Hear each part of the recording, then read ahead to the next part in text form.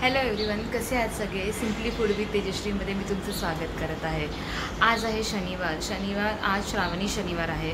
तर उपवास आहेत आज आमचे. तर आता उपवासाला श्रावणामध्ये मी तरी शनिवारी म्हणजे जसा सोमवारचा मेनू फिक्स असतो तसंच शनिवारचा मेनूसुद्धा फिक्स असतो.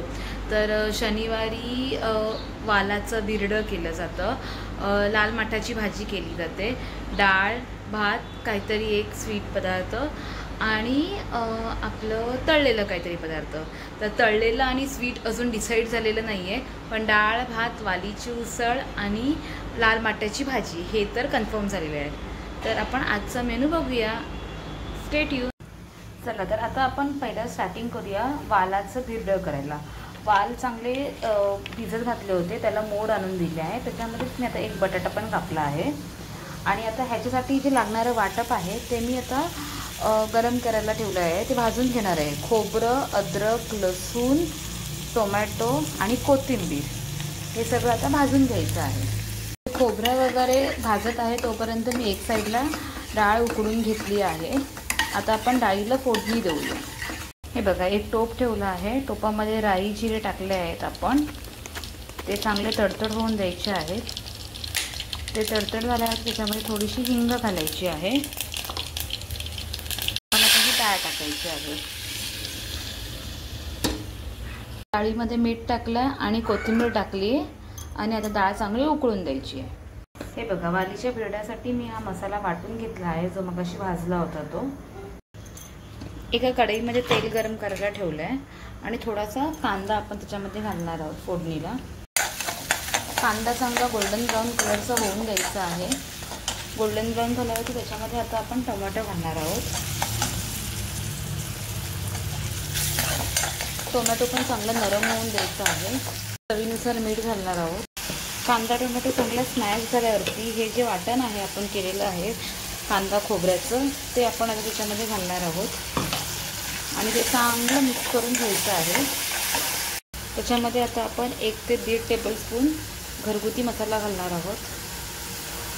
1 टेबलस्पून आता आपण लाल मिरची पावडर घालणार आहोत आणि हे चांगलं एकत्र मिक्स करून घेणार आहोत. आता आपण हे बघा, मसाला हा आपला चांगला एकजीव होत आलेला आहे. आता त्याच्यामध्ये आपण जे वाल आणि बटाटे आहेत ते घालणार आहोत. ते एकत्र करून घ्यायचं आहे. त्याच्यामध्ये आपण पाणी घालणार आहोत. मी पाणी जे घालणार आहे ते गरम पाणी घालणार आहे, थंड पाणी घालायचं नाही आहे. आणि ते चांगलं एकजीव करून त्याला चांगली 1 ते 2 उकळी येऊन द्यायचे, शिजवून द्यायचं आहे चांगलं. ते वाल आपण आता शिजायला ठेवले आहेत. तोपर्यंत आपली इथे बघा डाळ झालेली आहे, डाळ उकडलेली आहे.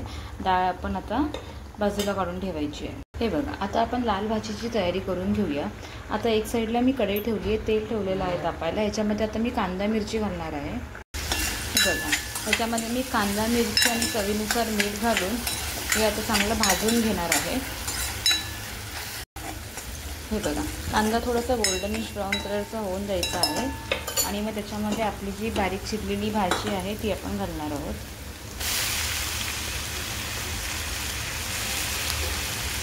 मीठ आपण ऑलरेडी टाकलेलं आहे आणि ही चांगली एकजीव करून घ्यायची आहे. ही बघा, अशी ही चांगली एकजीव करून घ्यायची आहे भाजी. तोपर्यंत इथे बघा, ही आपली वालीची भाजी जी आहे ती रेडी झाली आहे. मस्त अशी शिजली आहे भाजी. आता ह्याच्यावरती आपण गार्निशिंगसाठी कोथिंबीर घालूया. ही बघा, ही आपली वालीची भाजी जी आहे ती तयार झालेली आहे. नंतर तुम्हाला मी शेवटी सर्व करून दाखवते सगळे एकदम. ही बघा, माठाची भाजी आपली रेडी झाली आहे. ह्याला आता मी वरतून थोडंसं खोबरं घालणार आहे आणि ती चांगली मिक्स करून घेणार आहे.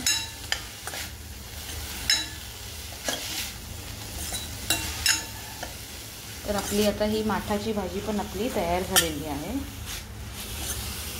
हे बघा, आता हे मी काय करणार आहे, सोयाबीन आहेत. सोयाबीन मी शिजवून घेतलेले आहेत आणि हा जो आहे तो 1 बटाटा मी शिजवून घेतलेला आहे. तर मी आता काय करणार आहे, हे सोयाबीनचे कटलेट बनवणार आहे.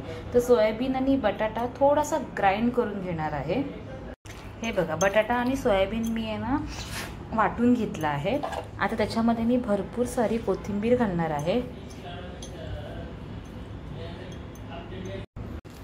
आणि हे जे मिश्रण आहे ते सगळं मी मिक्स करून घेणार आहे. थोडीशी मी हळद पण घालणार आहे आणि लाल मिरची पावडर पण घालणार आहे. हे बघा, थोडीशी हळद, थोडीशी लाल मिरची पावडर आणि थोडंसं तांदळाचं पीठ हे घालून मी चांगलं मिक्स करून घेणार आहे. हे बघा, हे मिश्रण तुमचं असं होणार आहे, मस्त असं. आणि हे 10 मिनिटासाठी आपण असंच ठेवायचं आहे. हे बघा, माझ्याकडे गेट्सचं गुलाबजामचं पीठ होतं, तर मग विचार केला तर गोड काय करू, तर वेळेला तेच गुलाबजामुनच करूया. तर आता हे एका थाळीमध्ये मी हे गुलाबजामुनचं घेतलेलं आहे पीठ. आता थोडंसं गरम पाणी करून मी ते मळून घेणार आहे. हे बघा, अशा पद्धतीने मी हे पीठ मळून घेतलेलं आहे. जास्त कडक पण नाही, जास्त पातळ पण नाही, अशा टेक्स्चरमध्ये मी मळून घेतलेलं आहे. आता त्याचे मी गोळे करून ठेवते. हे बघा, अशा पद्धतीने आपण गुलाबजामुनचे गोळे बनवून घेतलेले आहेत. आता एक साईडला आपण कढई ठेवूया आणि तेल त्याच्यामध्ये टाकून ते गरम करू. हे बघा, आता ही कढई ठेवली आहे आणि त्याच्यामध्ये मी आता तेल टाकते आणि हे तेल आता आपण चांगलं गरम होऊन द्यायचं आहे. एक साईडला आपण टोपामध्ये पाणी ठेवणार आहोत आणि त्याच्यामध्ये साखर घालणार आहोत. साखरेचं पाक बनवायचं आहे. अर्धी वाटी साखर घातलेली आहे मी आणि त्याचा आपण पाक बनवून घेऊया चांगला.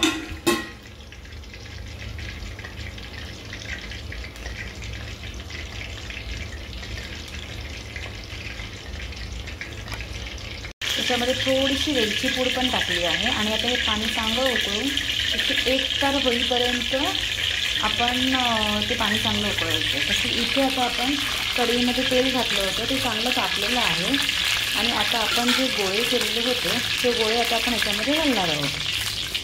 हे बघा असे, आणि ते चांगले असे गोल्डनिश ब्राऊन कलरचे होईपर्यंत चांगले तळून घ्यायचे आहेत.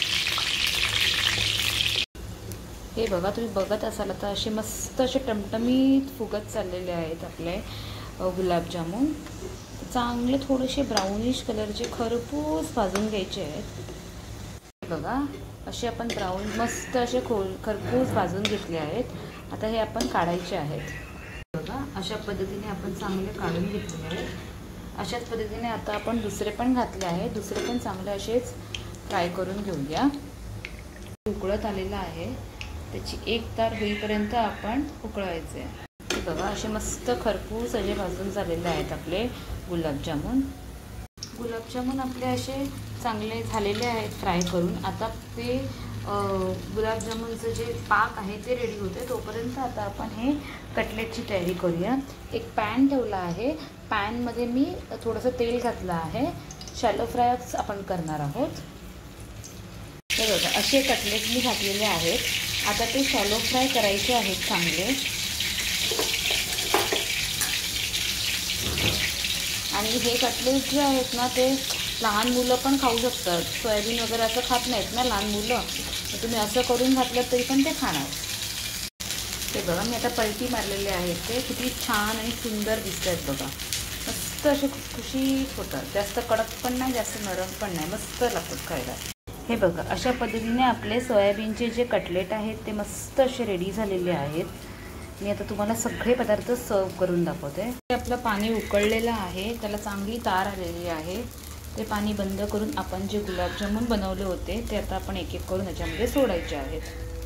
अशा पद्धतीने आपण गुलाबजामुन आता त्या पाकामध्ये सोडलेले आहेत.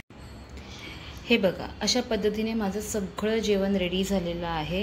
हे बघा, डाळ, भात, हे सोयाबीनचे कटलेट, ह्याची माठाची भाजी आणि ही वालीचं बिरडं आणि गुलाबजामुन, असं माझं पूर्ण आज उपवासाचं ताट रेडी झालेलं आहे.